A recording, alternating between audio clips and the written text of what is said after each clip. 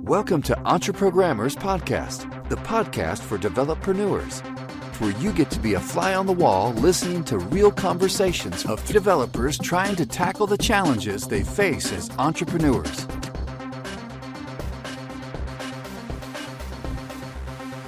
This episode of the EntreProgrammers is brought to you in part by Barometrics.io, SaaS analytics for Stripe. Have you ever wondered what your lifetime value is for your customers?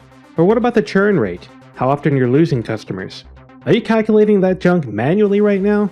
I sure hope not, because you've probably gouged out your eyes if you are. So instead of doing all of that work manually and potentially getting it wrong, I highly recommend that you look at Barometrics.io. It's SaaS analytics for your Stripe account in a single click. Seriously, it's that easy. So check it out at barometrics.io/EntreProgrammers.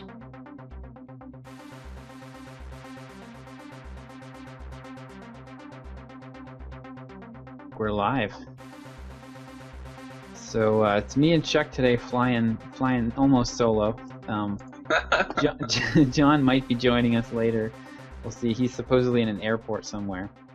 And I think Derek's not going to be making it today. So, yeah, so light turnout, but how are you doing, Chuck?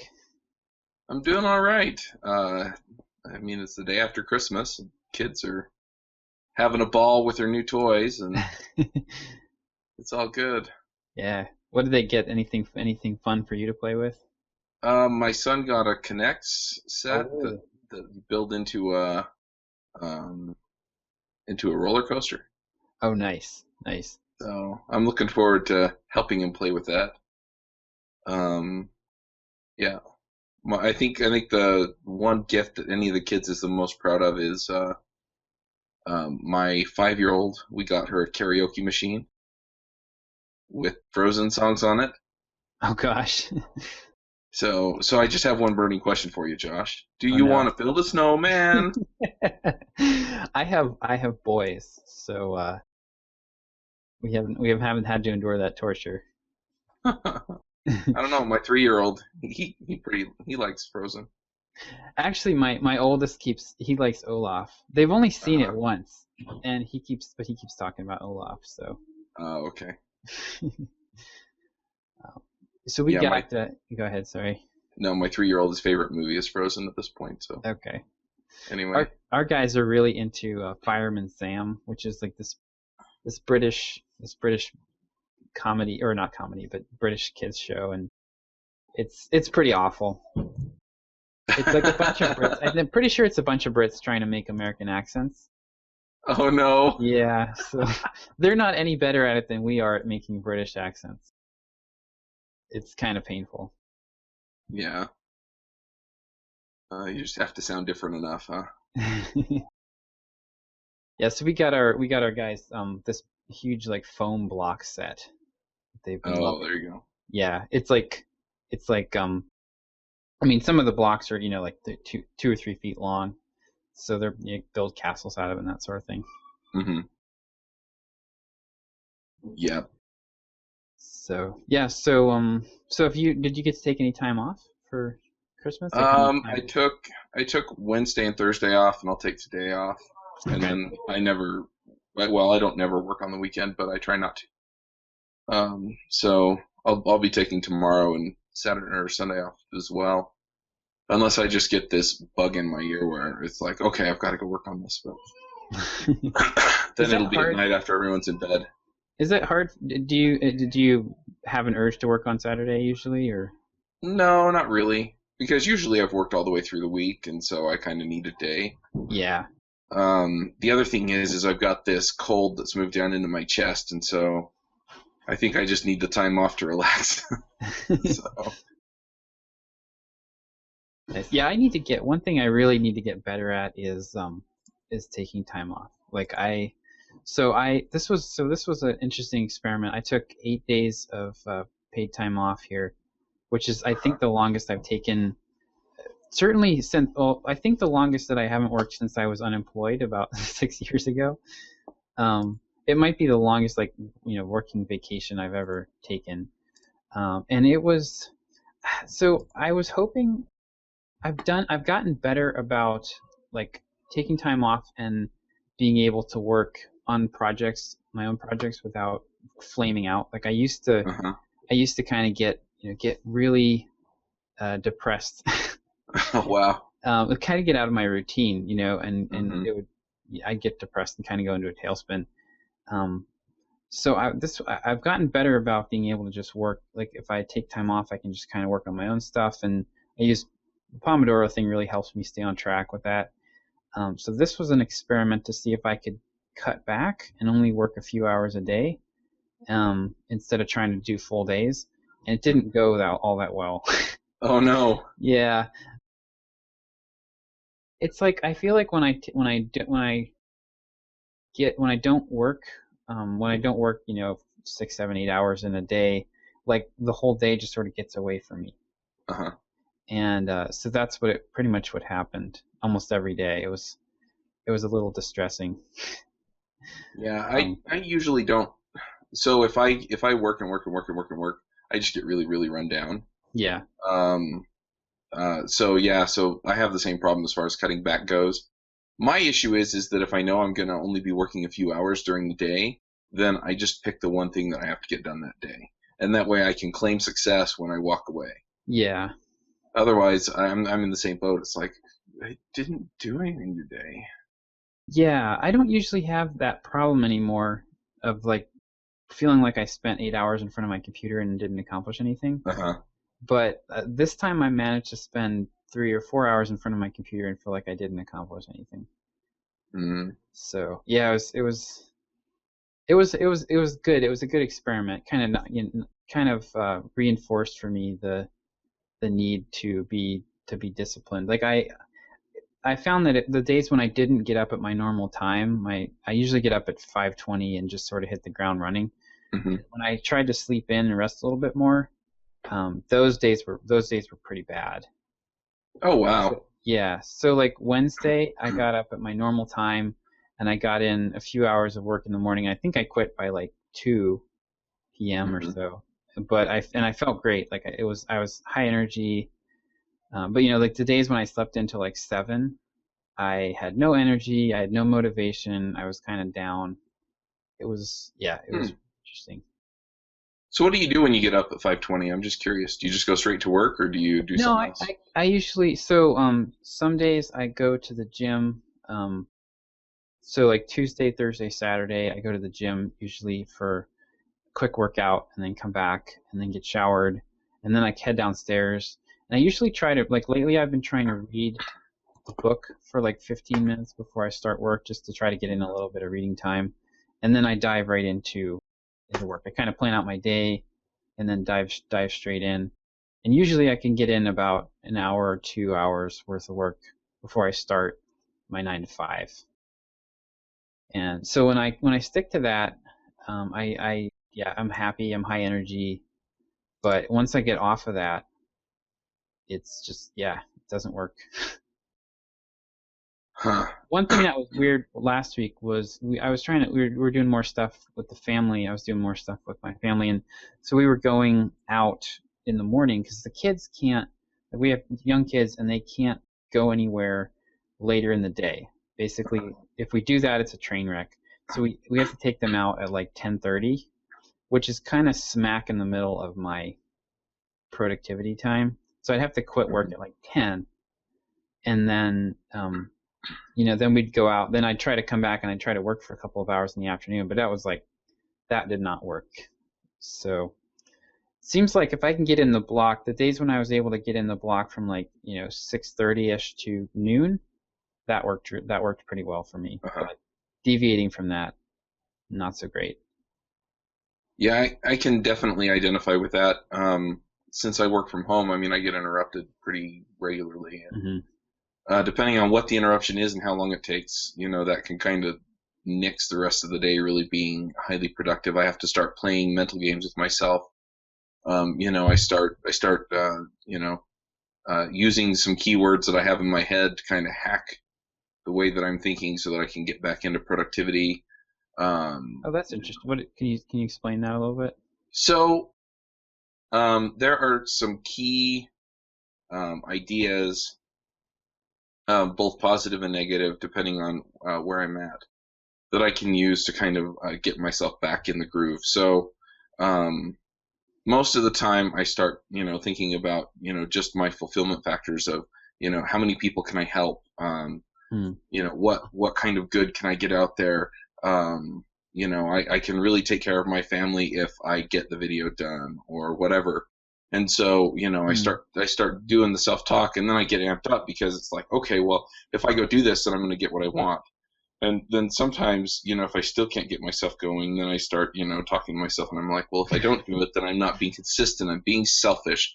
I'm lying to myself. And a lot of times those are the things, okay, well, I don't want to be that guy. Right. And so then I go get to work, and then when I'm done, then I start going through the other factors. See, so this video is going to help somebody, or, it's going to bring in some recurring revenue that takes care of the family, or, whatever. And so, I have to play those games, but they don't always work. Most of the time they do, but sometimes I just can't. And most of the time in those cases, it's under the circumstances where I've been working late every night for a couple of weeks, and I am just so worn out that, there is nothing that's going to get me to get anything done. So, but so, it's just kind of that self-talk, and, it's not really even the words, but it's the emotional investment I have in those things that gets me going. And so I kind of drive myself into an emotional experience where it's like, I really have to do this, and I really want to do it. Right. And that's where the power is for me, and it works out really well most of the time. So that's pretty interesting. Is that like from a book or program? So I took a class called Call to Action from Michael Burnoff. Okay. And that was one of the techniques that he taught in his class. Interesting. Yeah, because I'm always just very task focused. Yeah. And it's like, I don't know, when you focus on the task, it starts to, it's like, I just don't want to do this right now. Yeah, exactly.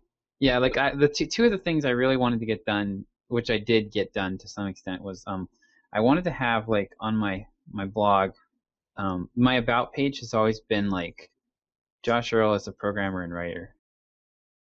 Like, that was the extent of it. That was all the text. So I wanted to have some links to, articles I'd written, podcasts I've been on, like a little bit more, just more meat there. So I wanted to get that done. I wanted to get a resources page also set up, which was going to be mainly like affiliate links to stuff that I really like, that I've used. So those were kind of two of my bigger tasks that I wanted to get done. I did manage to get those done, but man, that was, like focusing on those, it was like pulling teeth to get myself to work on it. Yeah, it's the same thing for me. I mean, and those are some of the things that I want to do, and just looking at it, it's like, well, I don't really want to work on the blog. But when I start looking at it and going, this is going to help with this, and it's going to pay off in these areas that I really care about, and I go into that emotional area where it's, oh, okay, well, then I really do want to do it. I don't want to specifically do that task, but I want to have the success or whatever that comes out of it. So that sounds really useful. Yeah, but you really have to set yourself up so that you have that strong personal emotional experience when you start giving yourself that self-talk, or it won't work. Right. No, that makes sense. Yeah, because it really is. I mean, it's amazing how this stuff is all emotional. Yep.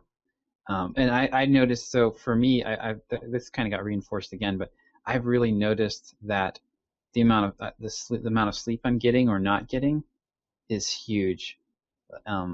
Way more important than I realized. Like the one night I stayed up. My wife and I were watching Once Upon a Time. And, good show. Yeah, I've gotten into it. It's pulled me in. The first couple episodes, I was like, this is like the worst acting I've ever seen in my entire life. And it is pretty rough, but the stories are that's pretty good. It pulls you in if you let it.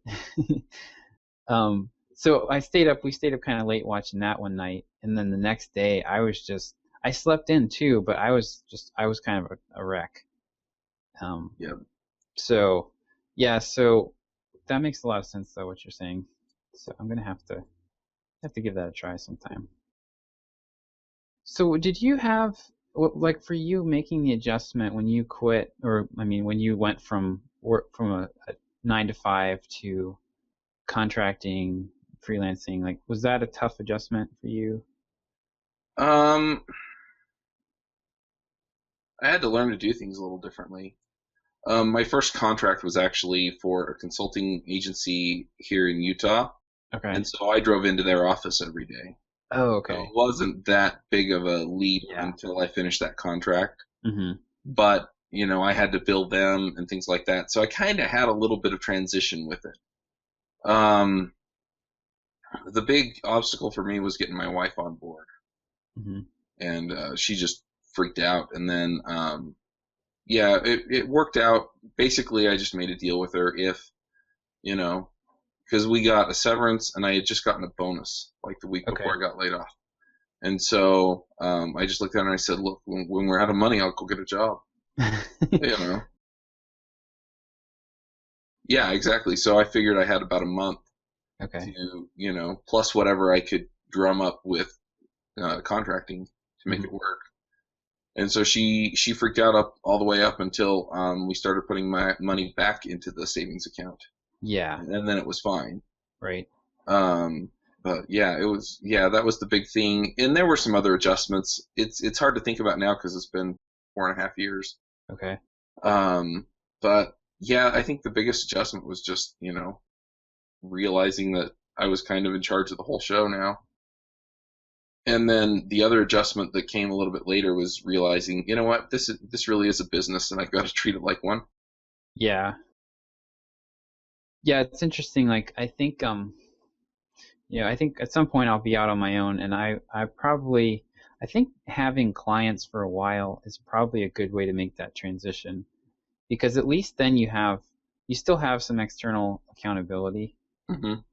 Like I definitely was with my freelancing that I've been doing, copywriting stuff. It's definitely a lot easier to work on that a lot easier to get myself to work on that than it is to work on my own stuff. And it's all deadline driven, and the deadlines are always shorter than I want. So, it's definitely like a lot of adrenaline fueled work. Yeah, it has urgency attached to it. Mm-hmm. Whereas with your own stuff, the only person who's holding you accountable is you. Yep. Yeah. I'm not. Yeah. I'm disciplined enough to make progress on stuff, but I'm not as disciplined yet as I would like to be. Yeah, you've got to find a way to create that same urgency with your own stuff. Mm-hmm. I know some people, accountability partners work really well for that. Yeah. Other people, not so much, because it's still kind of an artificial construct. They're not going to hate you if you fail. Yeah. Hi, John. All right, John. Hey guys, what's up? I see a ceiling fan. Are you in a holding room of some kind, or? I'm in someone's house in Washington D.C. Okay. All right. Cool. Nice. Do they know you're there? Hopefully they do. They left me the Wi-Fi password. So. Okay. Great. Yeah, I'm doing a home exchange. So I'm some family is in our house in Tampa, and I am here in D.C. Well, I think I know who got the better end of that deal. I bet it's colder in D.C. You know what? It's actually a pretty nice day today. I was surprised. I was expecting cold and wind and rain and all that, and it might actually be nicer weather in DC today than in Tampa. Oh, well, there you go. Nice. So, Josh, anyway, the other thing is you've got to treat yourself as your own kind of accountability person, So, and I think it goes back to the same thing we were talking about before, where you kind of create that powerful emotional experience around getting it done, So you have the same urgency, the same you place the same importance on your own stuff as you do on your client stuff. Yeah. And so it's it would I fire me if I didn't get it done, Right. And however you have to put it, I'm being a liar if I don't get it done on time or something. Mm-hmm. I don't know. But whatever it is that just gets you, oh well, I can't fail, if there are extenuating circumstances, then maybe you can, you don't want to set yourself up so that you feel bad about yourself. Right. But you want to set yourself up so that you really don't want to miss it. Right. And then the other thing is that, and this is the thing that really, was driven home to me not too long ago, actually, was just that it really is a business. And so you've got to treat it like one. You can't just fly by the seat of your pants and count on your full-time job to bail you out if you want to get out of your full-time job. Right. And so how bad do you really want it? And maybe that's the driving factor. How bad do I want this? How bad do I really want this? I really want to get out of this job. It would feel so good to get out of this job. I'd be free. I'd have all these, whatever it is that I think I want. And so if I don't get this done on time, then that's that much longer that I'm not going to be able to have that freedom to taste that victory that I want. Yeah. But I found that if I just look at it, and kind of dispassionately go, well, this is a logical progression. So if I take, if I do this and then I do this and then I do this and then I do this, then I'm going to have what I want. It takes all the emotion out of it, and then I don't really feel driven to do it. So, where if I can turn it into something, this is going to get me, I'm going to feel this way, I'm going to have all these things, I'm going to, whatever. And, I have that emotional, oh, that's totally what I want. I would give anything to have that. Then I go out and get my stuff done. Right. Yeah, that makes sense. There's that really good analogy about the elephant and the rider. And if you heard that, it's like, so the elephant, like inside of every person, there's like an elephant and a rider. And the elephant's like your emotions, and the rider's the intellect. And the elephant's really the one that's in control. Yeah. Like, I mean, as long as the rider can kind of tell it what to do, as long as it wants to do that. But as soon as it doesn't want to go where the rider tells it to, it's going to do whatever it wants. Mm-hmm. And I really like that. I like what you're saying about engaging that powerful emotional side. Was that was that in Cyber Cybernetics?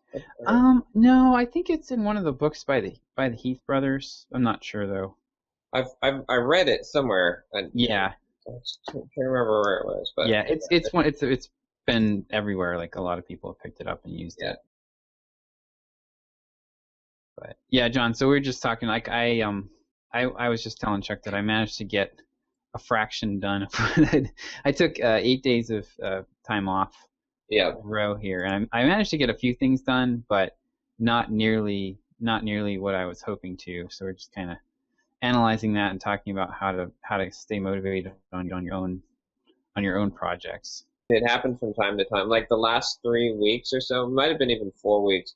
I've scheduled out my week and then basically moved 90% of the stuff I had scheduled to the next week column, and that's done. Like it happened 3 weeks ago. Oh wow.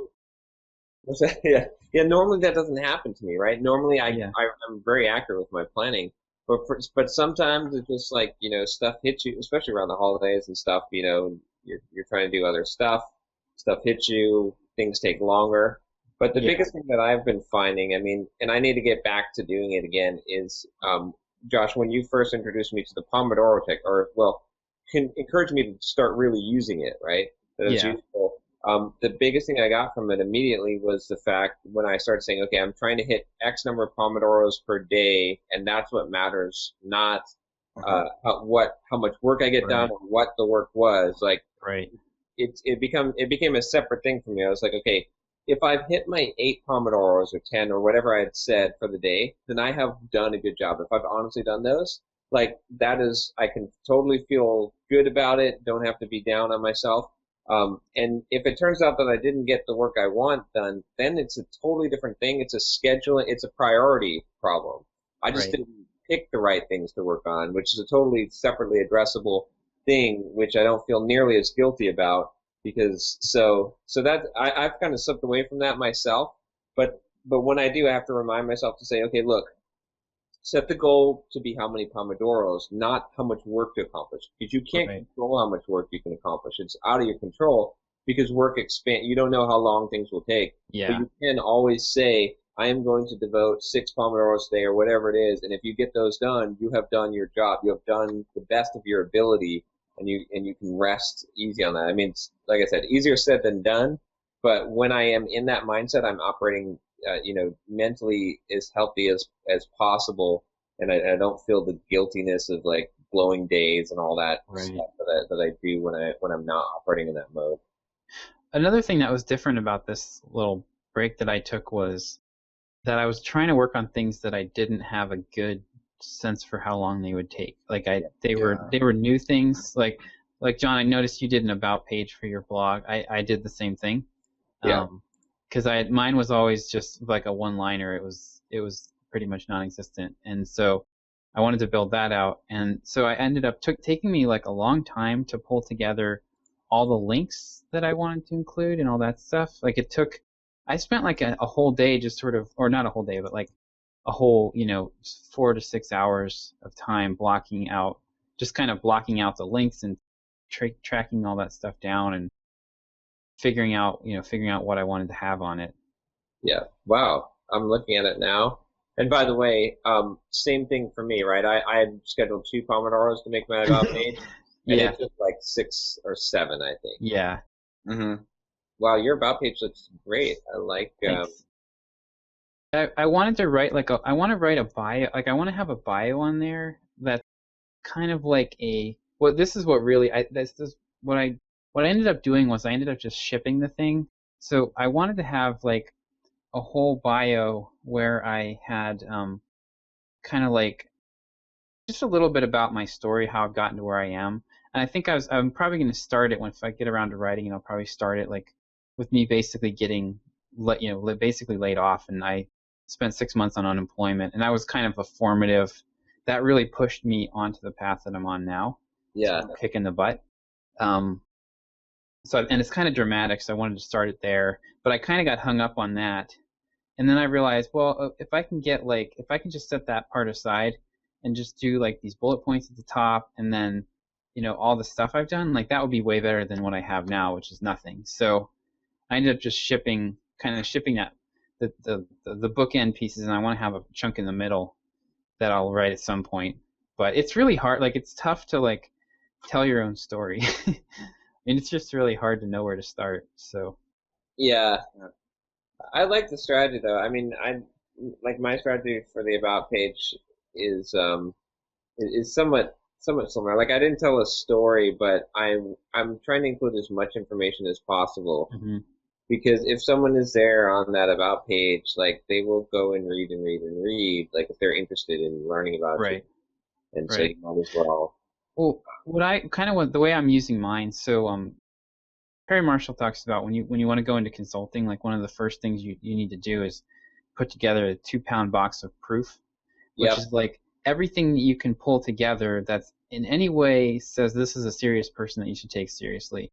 So, if you've written a book, you throw a book in there. And the idea is literally to have a box that you can FedEx to people that is 2 pounds, that's like you open it and all the stuff spills out. Yeah. And so I didn't, I kind of did the digital version of that with this is what I was going for. It's just to have like a bunch of stuff. I was hoping to have, so I actually edited 2 magazines before I got into programming, and I was hoping to have a bunch of issues of those. But both places where I worked don't have them available on their websites anymore, so it's kind of screwed on that. But so I was just pulling together that kind of thing, and I actually have a ton of I did a lot of newspaper. I was a journalist for a while, so I have like a bunch of newspaper articles that I've written. I wanted to have some links to that stuff, but that's like all behind paywalls now. So yeah, you might be able to do excerpts or something like that and get new excerpt. One thing I'd go ahead and throw the Smart Passive Income, Life Hacker, and SitePoint logos. Oh, that's a good idea. Yeah. There's a nice social proof. Right below that bullet, I would just throw those 3 logos up there. Okay. I like the signature. That's cool. Yeah, I actually paid a Fiverr guy to do. So I just I did a JPEG. I just scanned it in. And then I paid a Fiverr guy to turn it into a vector art. So now I have a really nice signature. That was totally worth it because it's nice and crisp.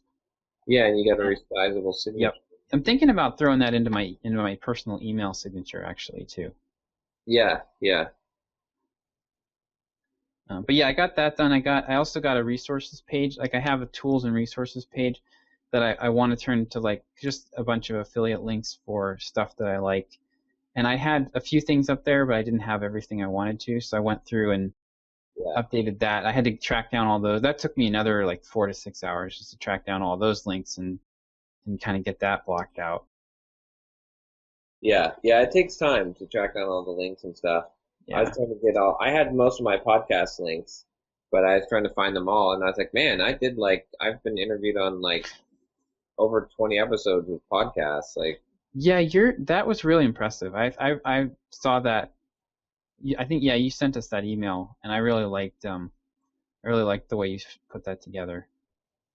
Yeah, it still needs some work, I think, but I feel like I have at least most of the core stuff here now, and like it'll take you to the other pages, and so. Yep. And I want to make the book be the top thing with the social proof from Uncle Bob and Scott Hanselman. And yeah. So. Yeah, we'll see how it works out, but I think it's important to have a good about page because I think that's how people you're more likely to find the opportunities that you wouldn't get, right, when someone sees that. So. Yep. So I also I got a bunch of emails written for my list, which was good. I was just like I had a bunch of emails in my starred in Gmail that I wanted to respond to, and so as I responded to those, some of them I just threw into my autoresponder. Yeah. So, yeah, I felt pretty good about that. But I got so one thing that demoralized me a little bit was I was plowing through all these emails, getting caught up, and then I'd written an email to my list with a subject line of 2 questions, and it was just like a short survey to try to find out more about who these people are that are signing up for my list. And so I sent that out, and I got like 25 or 30 responses. Oh yeah. I was like, oh crap! So I was reply back. I was buried again. But the really good stuff. I've been surprised. I've been very surprised with the responses that I've gotten to that so far. Like the people that I'm getting are not necessarily who I thought I would get. Right. I kind of thought so these people are all coming in. They're basically signing up to get a discount on a plugin to build your email list, right? Most of them. So I thought that they would be kind of like looking for more information about email marketing. But they're really beginners. Like they are very, very early in the process of building their own business. They probably don't even have any idea. They probably have heard that they need to have an email list, and that's about it. Yeah. And I was just expecting a little bit more, a little more of a savvy crowd. So finding this out has been really, really helpful. And I'm gonna have to change. It's gonna really require me to change the direction I'm heading a little bit. And what I offer. Yeah, because you're gonna have to pitch the drip thing earlier and more, not assuming that they have a list now and that they're growing it, but that they don't even have a list. Yeah, exactly. And I'm gonna basically also I think I'm going to not dive into email marketing so much right away, and I can actually there's actually a ton of products that I could pitch to this crowd because they're so early in this process. I think the next course that I'm going to do is actually going to be building your list with Twitter and the way that with Tweet Adder and so that would work up to a pitch for Tweet Adder. Yeah. So basically the way that we've been building our Twitter following and then getting those people onto our email lists. I think that will probably be the next thing that I pitch because basically everybody just wants to know how do I get people to my blog. Yeah. That's the biggest question I'm getting from consistently. And the one thing I realized is that so there's a saying that it's really easy to sell traffic, but it's a lot harder to sell conversion. And I realized that I've been kind of thinking that this crowd would be more interested in conversion. I've got this email list. How do I get these people to buy something from me? Right. But they're not. They're really interested in traffic. Everybody thinks that's their problem. And I was having a conversation with somebody, just going back and forth with somebody. And this guy he's started 3 or 4 really good, really solid businesses. that are making him, he's gotten them up to a certain point, and they're bringing in some income. They seem like solid ideas, and he's just stuck. Like, he can't get these businesses past this point, and it's because all he's doing is content marketing. Like, he only knows how to do the blogging stuff, and he doesn't know how to actually go out and find people and get them to his site. And so I was trying to talk to him about that, and he just wanted he was only interested in, all he wanted to hear from me was how he could get his contests to do better, like his giveaways. He was having a hard time promoting his giveaways because he didn't have much of an audience. Yeah. That was the only thing he wanted to talk about. He just kept bringing it back to traffic. So I'm kind of thinking that focusing more on that area with these people will be more productive for them and for me. Yeah, I think you're right. Yep. So yeah, so I'm pretty glad I decided to do that, and I also got a SurveyMonkey survey set up on my thank you pages, and this is working really, really well so far. So I've been adding like 5 to 10 people a day to my lists between the Twitter following that we do, and the AdWords that I've been doing. Which, by the way, my AdWords page is currently converting at around 20%. What? Wow. Yeah. Let me look at the numbers now, but yeah, it is. I keep expecting it to go down, but it's actually been creeping up. And my cost per conversion on that has been, so it's been hovering right around $14. So I'm paying $14 to get one email sign up right now. But if you look at so I've got 2 different ads that I'm split testing. If you look at one, it's like $20, and the other one is like $8.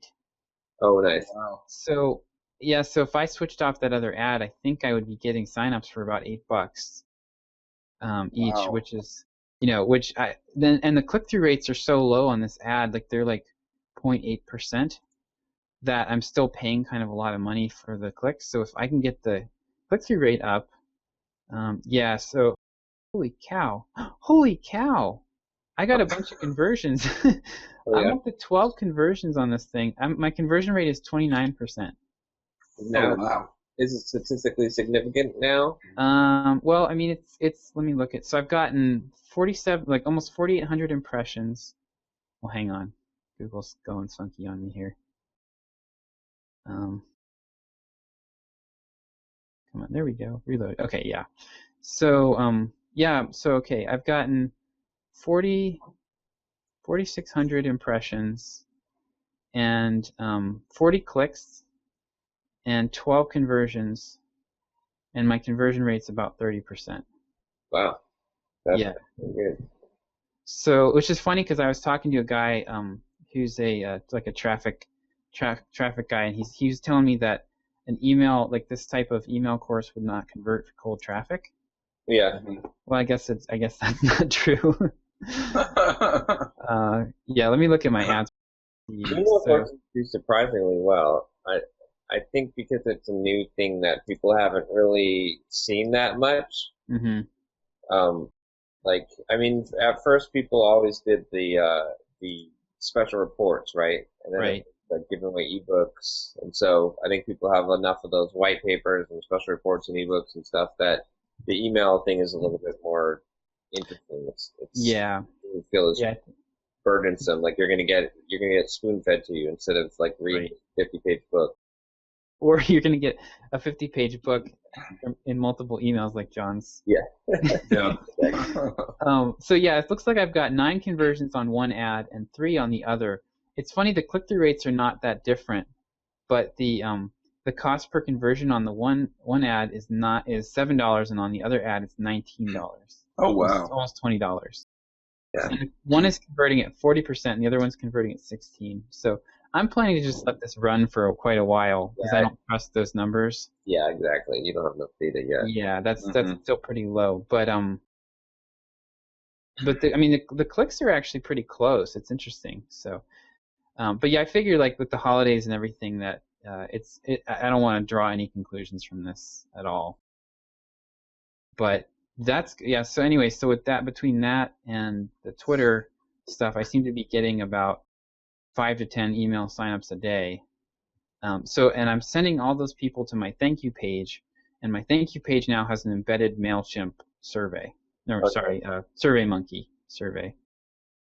And I'm getting responses. I've gotten I had gotten, as of this morning, I'd gotten like 3 responses already. So What are you asking them? Like why they signed up or what? well, I'm offering them a $25 gift card. Like I'm going to do a drawing for a $25 Amazon gift card to try to get people interested. But basically, I'm asking them, like, what's your biggest question about building your audience? Mm-hmm. And then how it's actually the survey from the 80/20 book. It's what's your biggest question? How hard have you tried to find an answer, and how hard has it been? And what would it mean to you if this was solved? And so then I'm going to try to collect about 100 responses to that, and then go through them, and pretty much you throw out the it was easy to find an answer to this question type of answers, and work with the rest. Yep. So that's going surprisingly well too. So I've been pleasantly surprised with how all this is coming together. So we'll see. Yeah, it'll be interesting to see the answers to that and compare them to my email survey that I did. Yeah. Yeah. I'm betting it's a lot of, like, beginners. And that's actually great because I can teach. So it's not great for me in terms of using this list for consulting, although I probably will get some people who are more advanced and who would appreciate paying, who'd be able to pay a little bit more to have somebody write emails for them. But I think, like, getting a bunch of beginners, I have a lot to say to beginners. I feel pretty confident that I can help out beginner level people. So yeah. That's a pretty good idea, doing the survey. That's plus you're getting extra engagement right off the bat. Your first, right. You're making the first interaction happen quicker, so right. They're more likely to stick with you. Mm-hmm. Yeah, I think like especially for I wish Derek was on the call because I wanted to talk to him about this. But I think with his audience, one of the problems that he's got is he's kind of enticing people onto his list, saying, "Hey, I'll share my secrets about being a successful developer," and then he's trying to sell like technology specific stuff. And I almost think he'd do better to do something like similar to what you've done, John, where he like says, "Here, I'll show you how to become a successful consultant or something." Right, exactly. Here's how to become a freelancer and make more money as a developer, versus like, trying to go straight into something that's more technology, specific to a specific platform. Yeah, for what he's doing, I think, it depends too. Like if you're very, very targeted, right, you can pick up the search engine, right? Like, you can market that way. But from when you have a wide net, you've got to have kind of a wider product offering. Right. And you've got a pretty wide net with your blog. Yeah. I get all kinds of people. So I'm trying to think, what else do I have here? Other than that, really I've been doing the Twitter, the follow unfollow thing, and been following about 300 people a day, and I'm getting about a 10 to 12% follow back rate on that, and then I'm getting 3 to 5 email signups. Seems like. Yeah, that's good. So So it's definitely working. And then once you get people following you, I'll be able to later. I'll tweet out my other email courses and stuff and get people in via that route. Like once you've got somebody following you, then there's a lot you can do. So exactly, worth it. And it's Tweet Adder. Oh my goodness, they added a Mac version. Yeah, I saw that. Yeah. So I had it set up on my PC before, and I do it just remote desktop in and click away. Yeah. But now I don't have to do that, so that's pretty nice. And they got rid of that, like John, you said they got rid of that error, and they did. So yeah, that makes it actually usable. Yeah, that's when I quit using it. It would throw up a this is just an auto follow tool basically. Like you can't use you can't use completely automated tools anymore with Twitter. It's against their terms of service, but Right. they will let you like manually click a button. So I just have this tool, and I do a search for people who have a specific number of followers. I look at the follower ratio, look at how active they are, and then I'll queue up 10,000 people, and then I just 300 a day. I just click follow, and it was previously this app would throw up an error message about every 3 to 5 people. Oh, wow. Some kind of rate limiting. Yeah, it was like poor error handling of Twitter's rate limiting, I think. And it was super annoying, but yeah, now they fixed that. So I think they'd probably just queue stuff up internally and. Yeah, I watch it on the thing. Like it shows it. Like you can look at the status and it'll show you. Oh, okay. So Nice. I've been following, I think, about around 500 to 600 a day. Mm-hmm. So no problems in unfollowing about that many. And I've been seeing real good. I mean, I've been doing a few tweets on my email course, but like from the past few days, I mean, there's one ridiculous number in there. December 19th, I had 288 subscribers, but that's because an email went out to my regular list. Oh, okay. But then it went December 20th, 40 subscribers, 18, then 67, then 71, 29, then 26, and today 11 so far. That's awesome. Yeah, and that's combined with the Twitter and my website, like, but Right. I don't think a lot has come in from the website. Actually, I need to get that working better. It's only coming at like a less than 1%. Is that your pop-up? Yeah. Okay. I'm going to go back with my old one. I think the overlay, the bigger, blacking out the screen, because that converted a lot better. Are you doing a slide up? Yep. Okay. You're doing the drip slide up then? Yeah. I mean, I'll experiment with it, but. Yeah, I think you could probably, like, I can look, let me look at mine. So I'm using SumoMe, which is Noah's, my stats on that. That's Noah's, Noah's plugin, and it doesn't have great, I've asked him to put in some better stats. So the way I'm tracking it right now is, I am using Mixpanel, and I just have an event. So when the pop-up shows, it calls Mixpanel. Let me see here. So my pop-up converts at 5%, but that's not like, that's 5% because I have a delay on it, so it only shows if you've been on the page for like a minute or so. But that's pretty good, and considering that like a lot of my traffic is coming from like Lifehacker. I have like 3 or 4 blog posts that did really well on like Lifehacker, and but more than half my traffic comes in from those, and they're not related to anything I'm doing. So yeah, it's kind of like throwaway. I mean, the traffic's not really going to do anything for me, but even with that, I'm still getting 5% conversion on the pop-ups, so that's pretty good. Huh. Yeah, pop-ups definitely better than the slide up. Yeah, I've got to go back to the pop-up. I mean, right now, most of my conversions are coming from Twitter, because when you're following that many people on Twitter and they follow you back, and then a couple of tweets out there, you end up picking up a lot of people on the email course. So yeah. So you've been tweeting it out? Yeah. I mean, I've got it set up in Edgar automatically. When I first launched it, I scheduled purpose tweets, but now it's scheduled to kind of automatically rotate in randomly. Okay. Does Edgar let you have like just a bucket of tweets that get periodically recycled? Or do you have to like schedule them in buckets and then it goes through all of them and then you have to fill the buckets again? No, they're random, so it prefers to grab the ones that are most recently added. Okay. But then you're grabbed from random buckets. Like you can choose to grab from specific buckets at a specific time or random buckets, and then it will keep on recycling those. Oh, okay. I'm gonna have to sign up for that then, because I like the recycling part.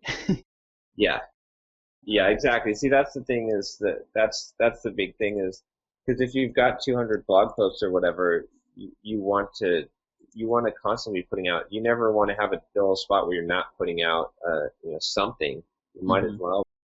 So that's what I've been doing, and I've been seeing a decent increase in traffic.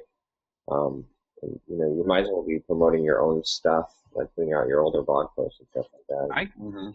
For Sublime, my Sublime Text Tips site, when I was doing the scheduled, I haven't done this the last couple months, but I would bulk.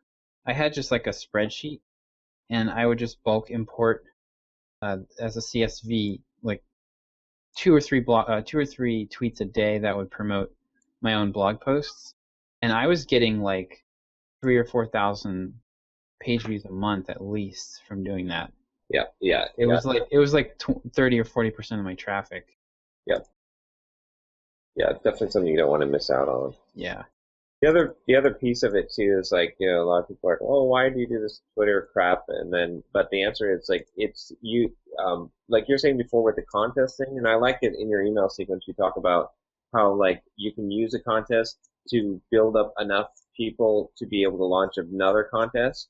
Right. And it's true. Like there's a certain tipping point, to Malcolm Gladwell's tipping point, but you can make your own. Like there's a certain kindling that you need in order to start a fire. And if you have enough followers on Twitter, if you have enough email subscribers, if you have enough of an audience, then when you want something to blow up, you have a much better shot. I mean, you can't totally control virality, right? But if you only have like 100 people that see your thing, it's not the odds of it going viral, or even if it would have, are extremely small because it's more likely to die on the vine.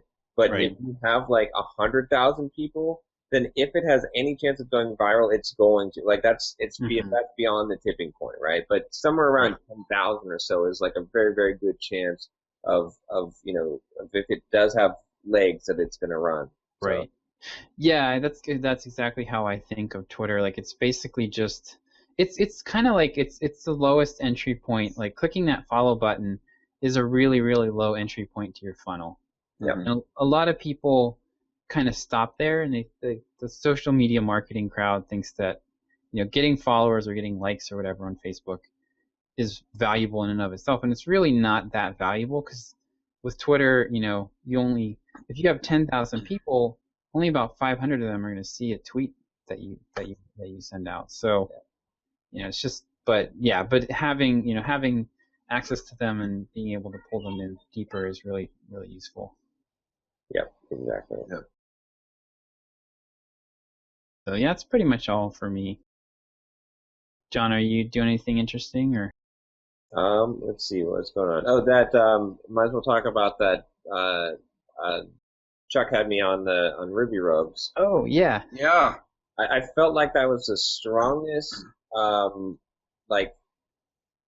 strongest I've ever done at adequately presenting why you should market yourself as a software developer. I felt like that was the best interview that I had. There's real good questions from everyone on the show, and I just felt like it was a really, really strong showing. So that's kind of going to be my showcase. Send people to that episode if you want to know what I'm about now. Yeah, it was a super solid episode. I thought you presented everything really well, and what everybody else added, just kind of reiterated what you were trying to say. I thought it really came out terrific. So, is there a particular aspect of this that you've struggled to present? Well, I mean, the thing is, like, if you can listen to me for an hour talking about why marketing yourself is important, right? Most people were like, okay, yeah, I totally get it. Totally get what this guy's doing. He's not doing anything scammy or cheesy. Like, this makes total sense. But, within the first 5 minutes, if you're like, oh, what is this? How to market yourself as a software developer? There's a lot of, I have to overcome a very big objection, a very big stomach revulsion to marketing yourself or selling yourself or promoting yourself in some way, right? That's like, so, but if I have and it was great because on that episode, a lot of the guests were very much kind of had that, they asked tough questions and they're like, no, seriously, like, and so it gave me the opportunity to really talk about those obstacles. But that's the thing, is it's like, it's not something that you can easily just, 2 minutes you understand. Like, you got a headache, you need Advil. Like, you don't understand you have this pain. until I explain it, and then you're like, oh yeah, I do have that pain. I get it. Right. Yeah, it does make sense. And so that's a real challenge. That makes sense. Yeah, there's this concept in copywriting called levels of awareness or states of awareness. Yeah. And it's there's like 5 or 6 different levels where people are like they know about your product. Like the highest one is they know about your product and they know what it does and they want it and they just haven't gotten around to buying it yet. Yeah. And then all the way at the other end of the spectrum is like they vaguely sense that they have this problem. And as you explain the problem, they start to recognize themselves in it. And then they can see how the solution will help them. But you really have to you kind of have to start with that. If they're at that end of the spectrum, you have to start with symptoms that they're experiencing, not dive right into the solution. Yeah. Exactly. Yeah. I mean, people come looking for a solution to a pain, and then they don't realize that they have this other pain. That's kind of where my thing is. But it's been. I mean, every time that I've gone on a podcast, like .NET Rocks, I think was the one before the Ruby Road where I felt like I best explained it. I've always gotten positive. On .NET Rocks, it was like there's 180 comments on the show. Like it was positive of something that's normally seen negative. So that's why I like to give a chance to be able to talk about it on it. I feel like that's the best medium because one, when you hear me talk, I don't sound like a scamming sleazeball marketer guy, right? I sound like I'm generally trying to help people, and I feel like I can come off that way. Whereas sometimes when you just look at a page or writing or whatever, you don't, it's harder to do that, and it also takes some time to unpack this, right? It's like you gotta unpack it. So it was good. So yeah, thanks for letting me be on the show, Chuck. That was great. So no, it was a terrific episode. I think it really helped. A lot of people kind of realize that there's more to building their career than just writing code and hoping the next job's as good as the last one. Yeah. So, because a lot of people do it. It's. Yeah. But yeah, I mean the other thing is that how do I say it? I don't usually bring people on to talk about products that they have unless I think the product's going to help the audience. So, yeah. So I had no problem bringing you on because I haven't seen the product, but I know you and I know the kinds of things that you would have put in it, and I think it's right up there where people need to be. So. All right, that reminds me. I got to ship you. I'll make sure I do that. I forgot to send you a copy of the thing, but. Yeah, make sure you've got space on your hard drive. Yeah, make sure you got time. Kind of a beast. Yeah. But yeah, so that's what's been.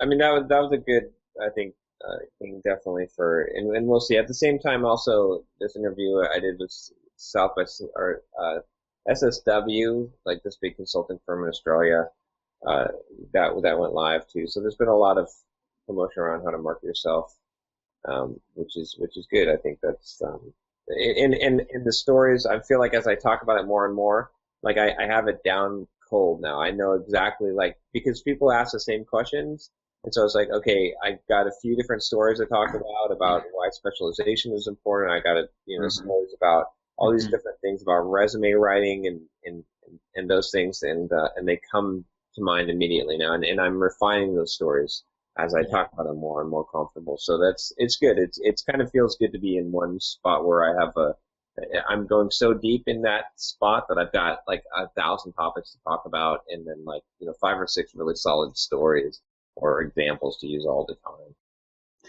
What might be a good idea to experiment with at some point is to do like a video sales letter type of format instead of the long form print, written sales letter. They tend to convert better anyway, and you're like an ideal candidate for that because, like, for all of the reasons you talked about, I mean, it would really help take the edge off of like the what is this guy trying to scam me? I mean, we've seen that reaction to your sales page, right? Like, right. You get emails. It's like what are you trying to do? And I think you don't come across that way in video at all. And with writing, you kind of have to be a little bit. There's a little more hyperbole and stuff that you have to use.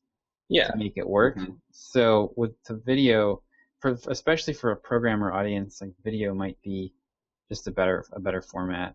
Yeah, I'm thinking about experimenting with that for sure. And it's interesting because I'm reading, or I'm almost done with the dark art of long page sales writing, right? Oh yeah. From the Copy Hacker collection, like book 6 or whatever it is. Mm-hmm. And in that, Joanna says basically like, you don't like the long form. People complain about it. It looks like, whatever, scammy, cheesy, but it converts like that. Yeah, So it works. I mean, she goes through the whole thing that everyone, and she deals with the Hacker News community, right? And she's like, yeah, programmers can come here. They're like, what the hell? What are you doing? So infomercial scammy looking. But then she's like, but again, it converts. So Yeah, like, right. it's the best tool to do it. So it's like you have to, if you have any doubt in your mind, like she's telling you specifically from her experience of doing this for a living, right? That yes, I know all your objections. Yes, I know that the short form looks better. Yes, I know you want to have a nice 3 product tier and beautiful page, but it doesn't matter. The ugly long form page converts better. So Yeah.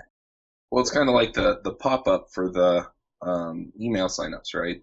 yeah, Everybody complains about them, but my Yeah. understanding is they get better conversions than the slide-ups or the, embedded on the pages or the other ways you can do it.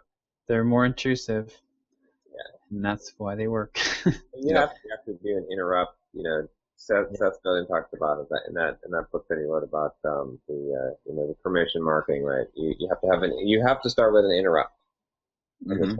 I mean, you just have to follow it up with a lot of value, right? So that it's not like you're not interrupting people and then giving them, crap in response. Like you're getting valuable out of it. Yeah. But yeah, I've got some big plans for how to market yourself. I actually hired Jeremy Reeves to come. I'm going to be doing a full funnel day with him. So he's flying out to Tampa, I think on the 17th of January, and he's going to be spending the day working on helping me set up my funnel. So my goal for that is to get to the point where the How to Market Yourself course through the funnel alone is selling at least 3 copies a day. Oh wow, that'd be awesome. I think that's totally doable because when I do a sale or something, I definitely pick up the course itself. I think for this year it's going to be about $80K worth of income that the course is sold. So I do think that I can get to the point of 3 a day with a good funnel, even without advertising, just from the traffic from my blog. Because if I have 3,000 visitors a day to my blog, I should be able to sell 3 courses. That's a 0.01% conversion rate. I mean, those people aren't going to buy, but there's going to be, you're going to send them through the funnel, and that should be doable. And then with ads and stuff, I'm hoping to eventually get it up to maybe 10 a day. There's definitely enough market out there to do it. So this is the big step. It's a real big investment that I've put into it. So I mean, it's not cheap to fly Jeremy out, and big return on that investment. So. Yeah, I'll be very, very interested to see. I'd like to hear all the pieces that you guys put in place and how it's all going to work. I think with yours, I'll be interested to see what his email strategy is. Do you know anything about how he does email? I've looked. He has some articles on crazyegg.com. I think he's written some blog posts for them. His email sequence, I've been on his list. I know that he sends a lot of emails, and he's got a very, very long sequences. I think I read an article from him on Crazy Egg where he talked about how people stop at day 10, and he's like, go for a year. Just keep on sending emails. What doesn't hurt? It only can help you. It's not going to hurt you. And he also talked about I think he had a very high frequency of several a week, or every day type of emails. That he had, that people freak out and they're afraid to do this, but it's a lot of work to put that much together, but you can kind of do it as you go. Yeah. I definitely like to see what he does for you too. Yeah, I'll have to see. I mean, I want to see how it works out. I was thinking about like if it worked out really well and stuff, that he would be, maybe we could even work out something with the show, or have him on, or have him talk about. Yeah. I think it'd fit with our audience really well. But obviously, I need to see him actually in action first to get some results. But if I get results, I think then it's good to have someone that can do this, for you. So Right. And I'm not sure if I'm going to go with the coaching. So, like, I'm going to do this day, right? And then from that point on, there's an option to have him implement the funnel, or to do monthly coaching.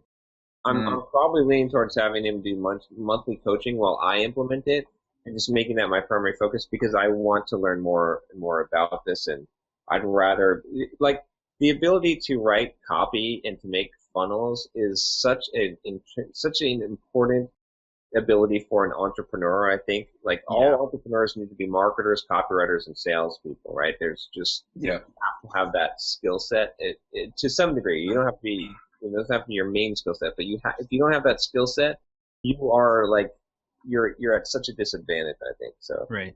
Unless you can afford to hire people.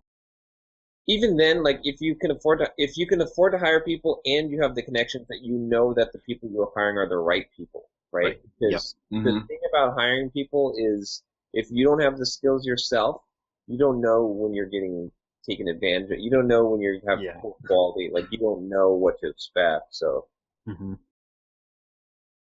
but I don't know. That's what the plan is. I think in the last couple of weeks, like I said, the biggest thing in the last week is I got that email course up. People are going through it now, and we'll see how many people actually start blogs. I got a ton of people telling me their blog idea, so that was a little bit of work responding back. But now the stream will be more like 10, 20 signups per day, and it's still a 3-week cycle time to get them through the. Yeah, are you going to try to keep, well, I guess we'll see what Jeremy comes up with for you. Yeah. But that won't scale up very well if you're trying to respond to emails. Yeah, I mean, it depends on how much I can get through there. Because if you figure that if I'm sending 20 people through a day, right? And then people email me and tell me their blog idea, right? Then I can respond to 2 emails a day. Right. Yeah. So I don't know. That's kind of where I am. I'm getting with mine. I have that 2 questions email in my autoresponder, and I'm getting 1 or 2 a day. Yeah. Off of that, so about 10%, probably about 10% people respond. Yeah, but you're getting feedback, which is valuable. Yep. Yeah. But yeah, I think that's the main thing that I fixed that About Me page. I still need to go through some more of that stuff, but that was really the main thing. I've got a landing page for the email course set up now with Optimizely. Yeah, how's the testing going so far? I'm feeling like that just not having a landing page was doing better. That's the only thing I can't test it against. Because it seems like with like the landing page, I've got a couple of variations in there, but I mean, I'll look at it now, but I'm having less people click.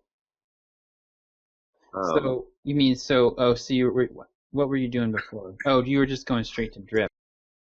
Yeah, just sign up to drip. People were signing up, I think. Well, okay, so on the landing page, I've had 30. I've only had it running for 2 days. Okay. I've had 30 unique visitors, and I have had how many conversions? Why did not tell me the total conversions?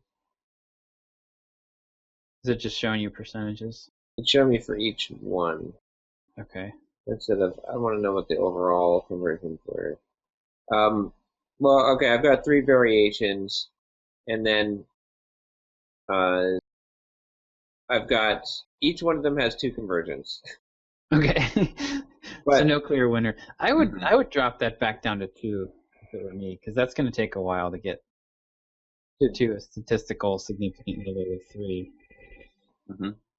Oh, I've got a phone ringing here. It's not my phone, so I can't really answer it. Just pick up the receiver and drop it down again. One of your kids picked it up. That'd be funny. Yeah, that may happen. I'm sure my daughter would definitely pick up the phone. She had no qualms about picking up someone's phone. She'll probably just talk to him for an hour or two. Yeah, exactly. But yeah, I mean, there is a difference between the number of people that visit each page. Like the one variation has 7 visitors and 2 conversions. So It's winning. It's looking better. I think I'm going to be able to send a lot more traffic to this page too. Yeah. So because it's with the drip sign up, I don't know. I guess the pop-up really shouldn't go to a landing page. I guess that's just instantly your email address. So I can run ads too. I tried running Twitter ads like $20 worth, and I just don't like Twitter ads. Such low response rate. So it was it was costing me like over I think $9 an email. Okay.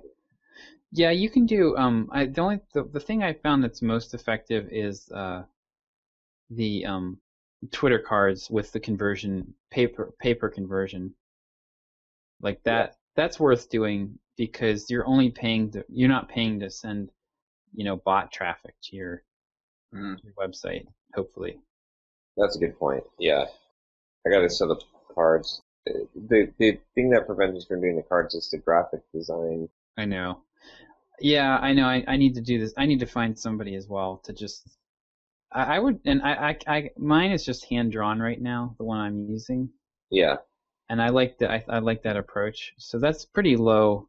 That's fairly low effort. You can just kind of slap it on the scanner or just do it straight on an iPad or whatever. That's true. Yeah, I guess some of these things. I mean, it hasn't been a big priority. Like because I don't want to do advertising until I have a funnel. Mm-hmm. So I kind of dabble in it, but it's like unless you have a converting funnel, like investing money in advertising just seems to not be a good. Well, I think it's kind of like I think I like what I'm doing with mine with AdWords, and like I wouldn't want to just throw a ton of money at it right now because I have no idea what my conversion rates are actually, but like I can test ads. I can test the front part of my funnel. I can test ads and I can test the landing page, get that part working, and then you get people on the email list, and you can kind of fix whatever's wrong there later. Yeah, that's true. So I think I might jump in here with a question. Oh, keep going, John. You're fine. Oh no, go ahead. So I've been reading this book about becoming a key person of influence, and I've kind of decided that there are a couple of areas I would like to be, but I'm not sure if I should just focus on one or the other or both. So as far as writing blog posts and doing all of the things that I need to do to kind of become the person that people go to for information in that niche. Yeah. They're not closely related at all. So. What are the 2 areas? So one is podcasting. I feel like I could really jump in there. The community is still small enough to where I think I can, in 3 to 6 months, kind of become one of the voices in podcasting. I wouldn't necessarily be at the level of some of my friends that are in there doing it, but I could probably be one of the top 5 or 6 people. The other area is making your website mobile friendly. So doing responsive design, having your images resized the right way, picking your fonts, picking your font size, doing all of the right things there so that when somebody comes to your website on a mobile device. I know 1 or 2 people who are out there that are kind of somewhat known in that area, and I think I could kind of tackle that and really kind of take it over. And so I'm reviving my blog, and I've been thinking about blogging on both of those topics.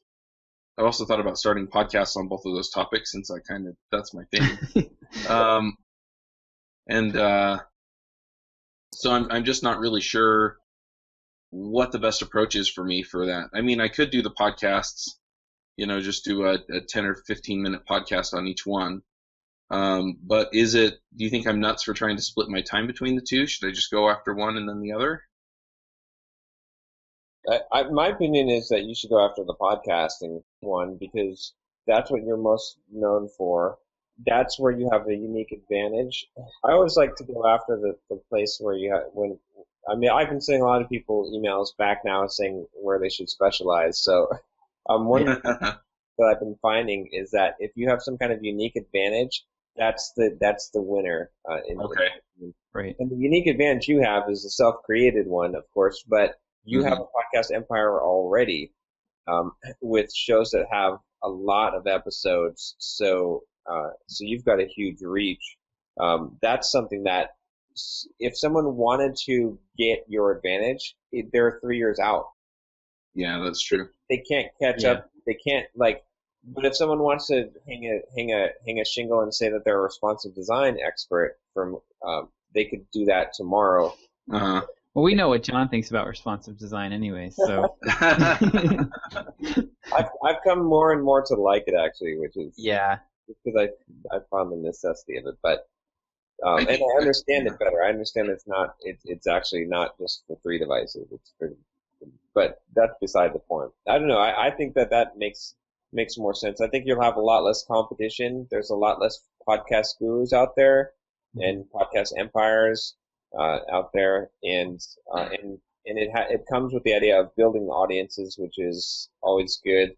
Whereas a responsive design, I think there's a lot of people right now that are trying to do that, and trying to, if you're going to position yourself as an expert in that area, you'll have to have some kind of thing that's even more unique, right? That's a small niche, but it's not a small enough niche anymore because there's too many responsive design experts. So you'll have to figure out some other angle, some other spin. You're the angry responsive design guy, whatever.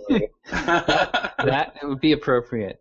Definitely. Whatever it is, you'll have to figure out either an angle or a very, very, very specific slice in there, and then you'll also have to hope and pray that the world doesn't shift, which I think we're in kind of a place where the mobile world could shift enough that responsive design is either not so important or so radically transformed that it could could be on shaky ground. So I don't know. That's my unbiased, unfiltered opinion. I have posed this question to some of my other people I consider advisors, or I kind of consider you guys advisors. It's a little less formal in this end, but it's kind of the same thing. And they're all telling me the same thing. So okay.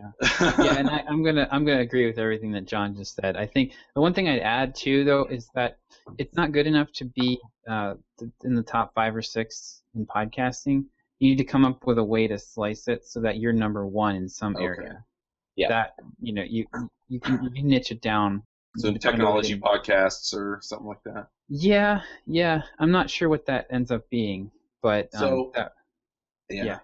I have another idea, and this is something that nobody else has really done, and that is video on audio podcasting. So, just showing a piece of technology that you use. So I could go with my mic, and I could hold it up, and I can say, okay, these are the features, and this is the pattern that you want to, this is how close you want to have it to your mouth. This is, and do some of that. As well as, I think I'd want to do an audio and a video if I did that. And so, it's like, okay, here's this feature on the mixer, or here's how you set up a mix minus on your mixer, or, here's some of the equipment that you can plug into your mixer to get this, or, this particular mixer has a whole bunch of effects built into it. So, so there'd be a lot of tutorial type stuff to it.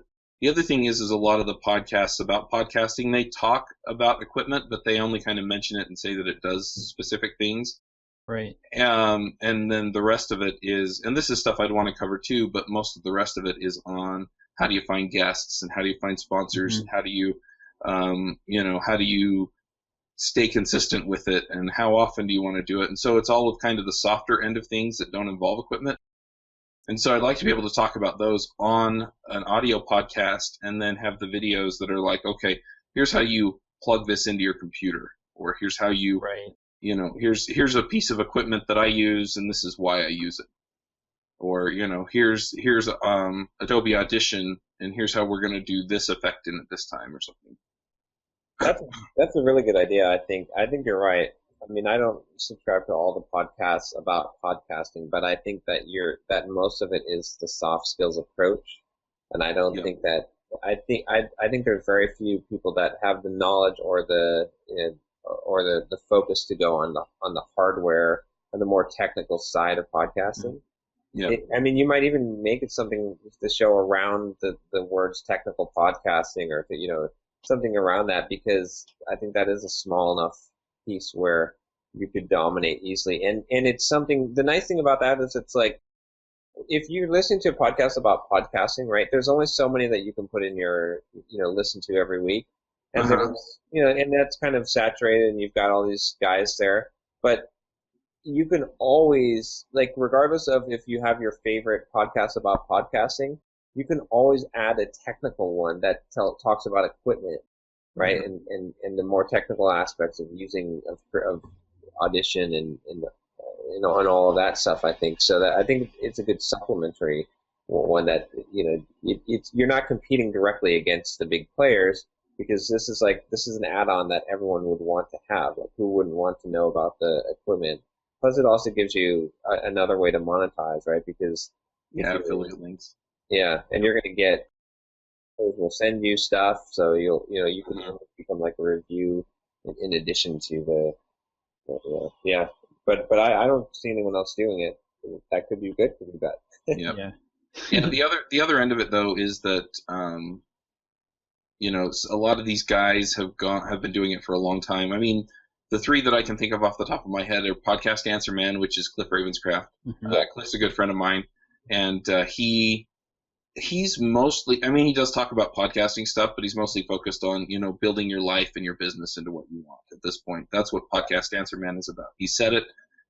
And then you've got School of Podcasting by Dave Jackson, and he's kind of all over the place with stuff. And then the other one is Ray Ortega. Okay. And he gets a little more technical, but it's not, anyway. And then you were going to mention John Lee Dumas, but he doesn't actually have a show about podcasting. No, does he have the? He has Podcasters Paradise, which is a forum. Yeah, that's what I was thinking of. And so you can get in there and you can be involved in things. And I'd kind of be interested in either setting up some kind of affiliate deal with him so that people would go sign up for his forum instead of setting up my own competing forum product, whatever.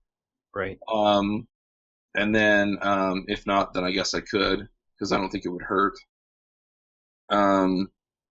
But, so he's a big name in podcasting, but it's because he has a popular podcast and he has a community around podcasting, not because he actually, directly addresses it. I think it's actually really like the idea. I mean, I'm a big fan these days of not trying to do a product out of the gate, building the audience first and doing affiliate stuff while you do that.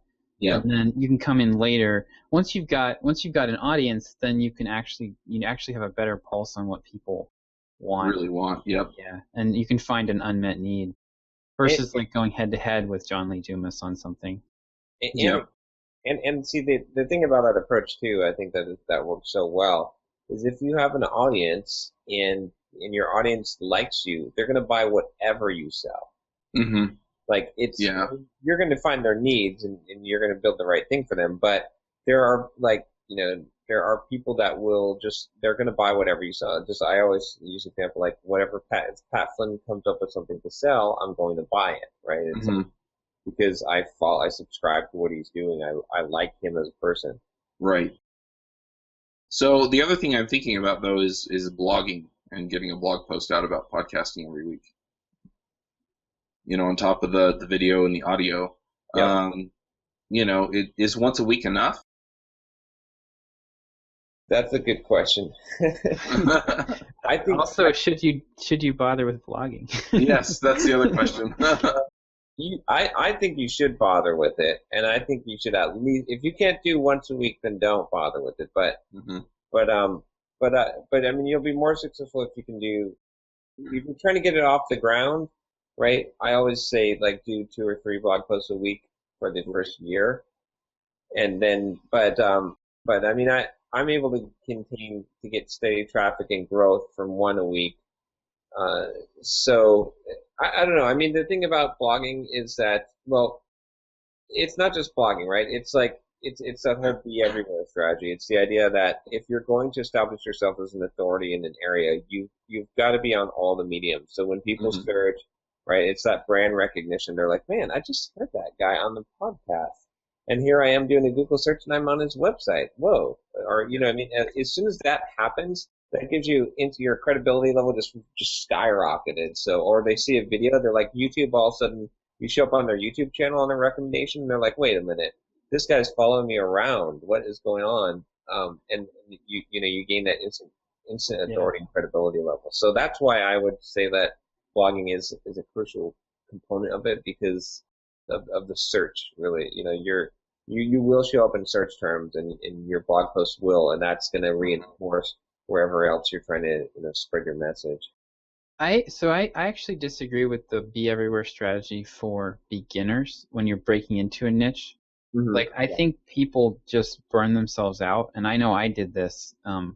You try to do too much. It's much better to just pick one channel, and for me, that ended up being Twitter with Sublime. Like, I just hammered Twitter and tried to squeeze as much value out of it as I could, and that really worked. I mean, it was Twitter, Twitter to email, basically. So I think if you're trying to do Facebook and YouTube and Twitter and Instagram, it just gets to be way, way too much for one person. Until like later on, when you've got your one channel down, then you can start to add on to it, and it's not such a big, the added overhead's not that great compared to when you're first starting out.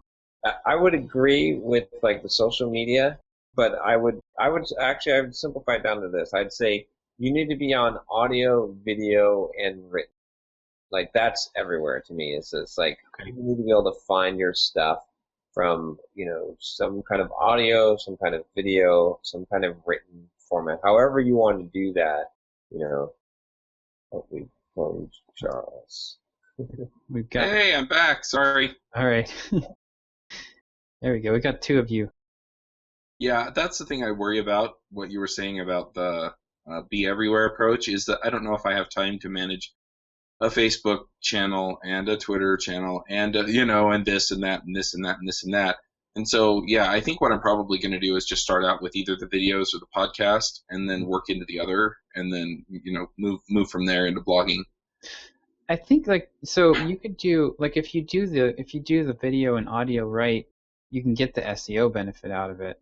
Yeah. Because if you've got transcripts, I think that would be just every bit as valuable as having a blog post. Yeah, I think the transcripts have helped a lot with the SEO for the other shows, the other podcasts. Yeah. I have found, though, that since devchat.tv doesn't have a sitemap, our SEO has been pretty sad lately. Interesting. So. For this, I wonder, it would be interesting to do some keyword research and to see what kind of traffic you could expect from blogging. Mm-hmm. I'm still firmly convinced that there are a lot of niches where SEO, like blogging, is useful in that it gives you a place, like a home base, but that the amount of traffic that you get from it is just never going to be very substantial, and that you'd be better off, like for me, the doing the Twitter thing has been great. Like I could write blog posts all day about marketing stuff and never beat Pat Flynn or Noah Kagan, mm-hmm. and I never make the first page. But if I can go out and find people on Twitter, like I've been doing, then I can get them back to my site. Well, but here's the thing. Like, I agree with you in the short term, right? Yeah. But it depends on what you're doing. If you're doing a small venture, I totally agree with you 100%. Or if you're trying something out, because you're not entrenching, you're not building a moat, you're not digging a moat and building a castle and expecting to be there for 5 years, right? This is a venture you're doing. But if you are, if you're in it for the long haul, if you're trying to, and if you're trying to build a business around a specific thing, or build yourself as some kind of authority, you've got to. First of all, I mean, if you're authority that's going to be that's going to disappear, right? It's not going to really do. Can you hear us, Chuck? Actually, can you hear us, Chuck? Yeah, I can hear you. Okay. All right. Let's see. but if you're going to easily be removed, then it's no good. People aren't going to view you as an authority. So I think it.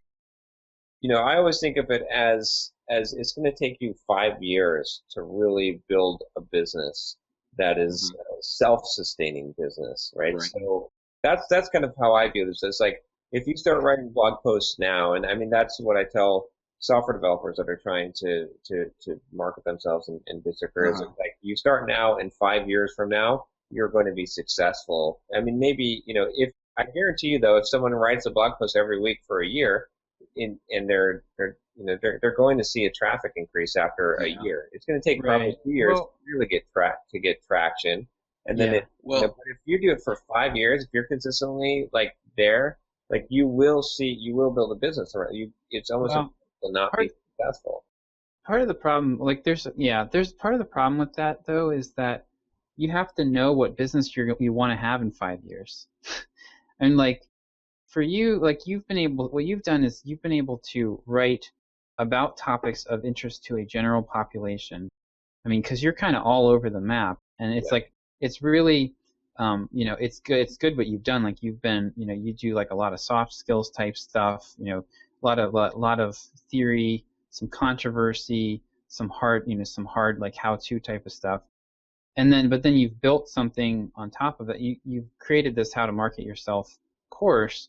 But if you tried to do anything, like if you tried to niche down, like if you tried to do a Meteor.js course right now, that would be a tough slog. Like you'd almost be starting from zero. I don't know. I mean, that's kind of what Derek's struggling with right now, I think. He's got a broad audience, and he's trying to pitch them on a niche product. Well, you have to build a lot of niche products if you have a general audience, right? Like, I mean, I've thought about, look at my Pluralsight courses, for example. They're on a bunch of different topics, but I have a bunch of different Pluralsight courses. Right.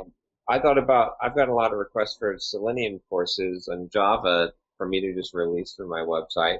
So, I mean, if I were going to do it, right, I would pick out a bunch of different offerings that I would have that would, be smaller niche ones from a big platform that I have.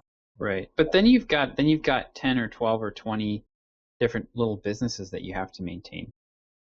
Well, that's part of the reason why I haven't done that. I think it's better to have a wider appeal one. But the blog itself, I mean, there's some huge benefits to having 3,000 visitors come to your blog every day, which is that, you can start to segment that traffic and market, and also just that sheer volume.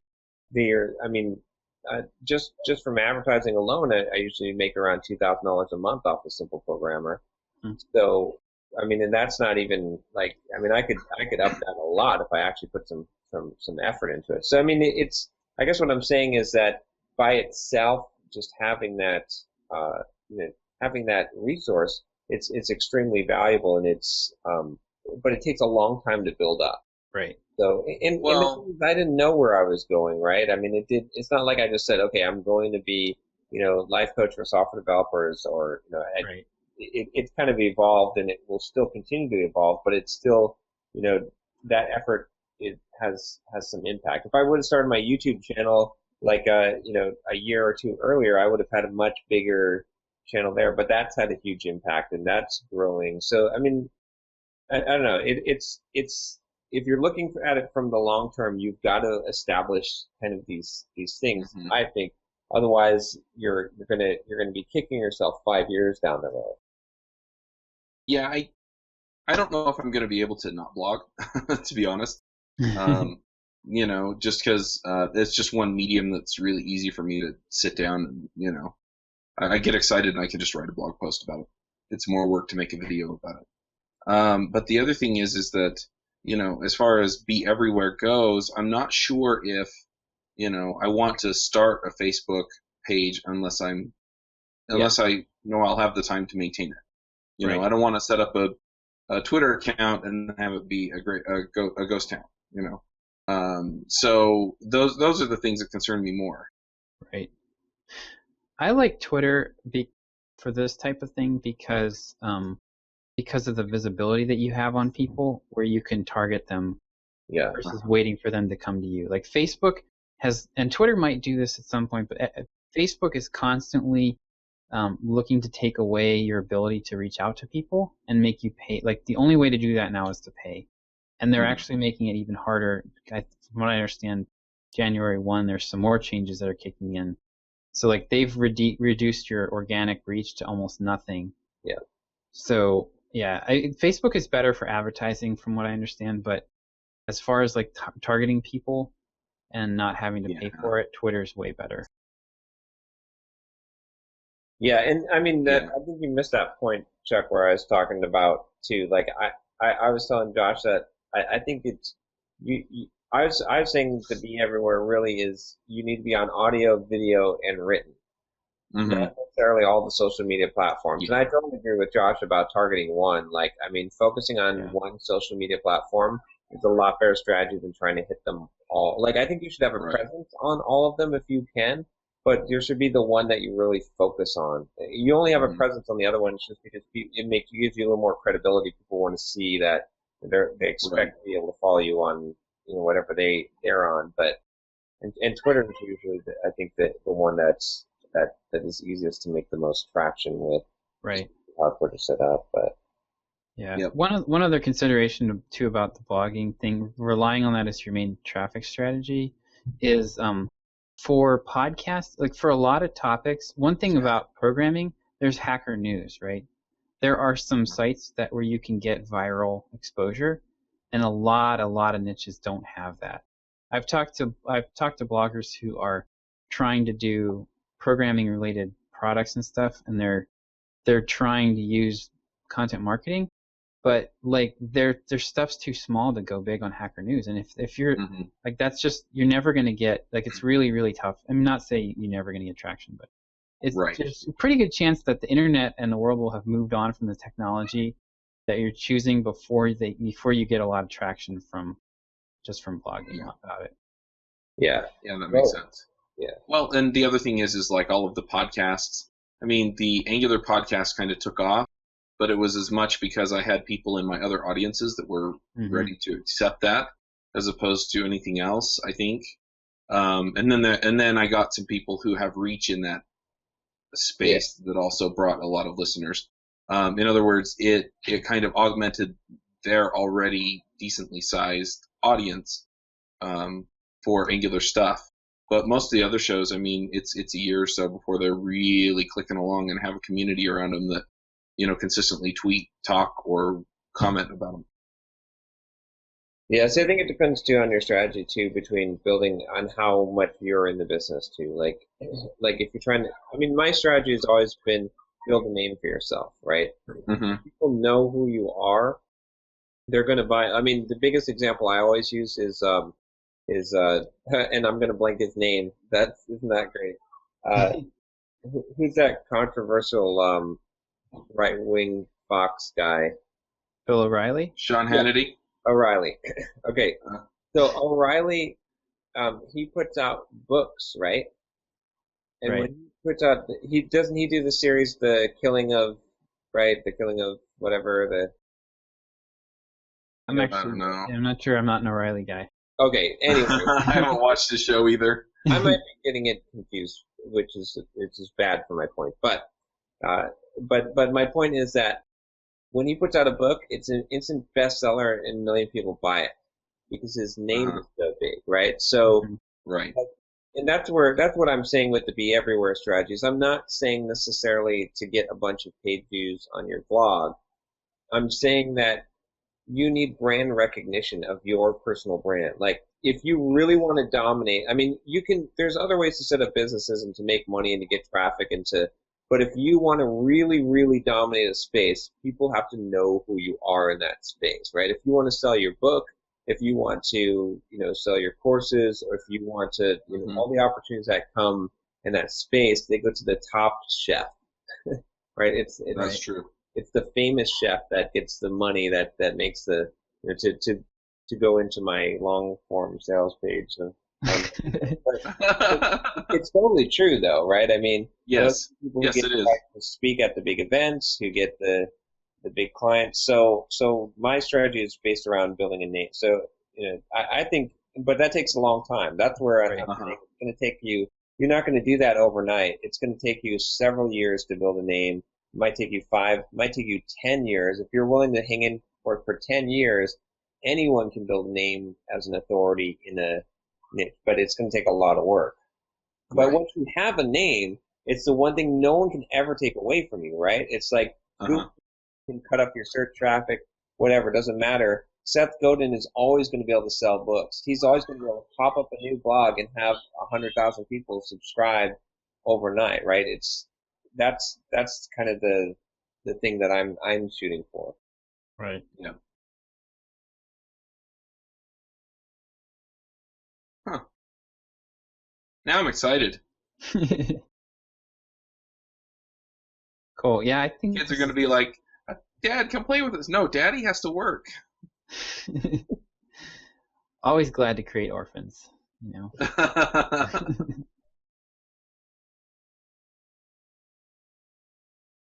We should probably wrap things up here. Oh, yeah. I love talking to you guys. All I'm right, totally amped up now. Nice. All right. Awesome. Nice. Yeah, this is exciting. I think you can hit the ground running with this too. You've got a lot of reach already. So it's so nice. Like once you have something like this established, then starting the next thing is so much easier. Well, it's funny because I do the Ruby podcast, the JavaScript podcast, the freelancing podcast, the iOS podcast, and the Angular podcast. The number one thing I get asked about, going freelance. The number 2 thing I get asked about, podcasting. Yeah. Nice. Yeah. No, I think this is good. This definitely makes sense. Yeah. All right, guys. Next week I will still be in, I don't know. I might be in Tampa just getting off an airplane. So. Okay. Maybe we can do a walk and talk then. Yeah. Cool. All right. Well, I'll see you guys next week. Yeah. See ya. Bye. Wanna start a business but you just know how to code? Listen to the EntreProgrammers and we'll teach you straight up to be developreneurs.